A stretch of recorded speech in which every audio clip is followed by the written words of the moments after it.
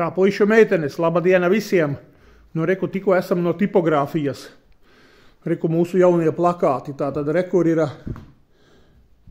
var sakot, manā kanālā darbnīca. Ir tik daudz par Allanu Parijancu un viņa labklājības evaņģēliju, ka viņš ir sātana kalps, un rekur beidzot tipogrāfijā nodrukājām. Un reku augšā ir rakstīts, tātad vēl nav sagriezts baneris sīkās daļās, un vēl nav viss izdarīts līdz galam, bet rekur ir jau iepazīst un lūs, tātad rekur pēdiņās ielikts labklājības evaņģēlijs. Jā, labklājības evaņģēlijs, ko viņš sludina.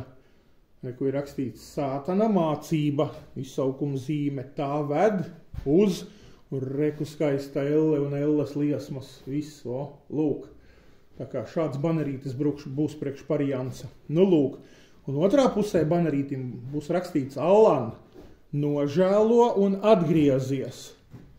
Un te ir, vai nu vecīt, tevi gaida šī vieta mūžībā.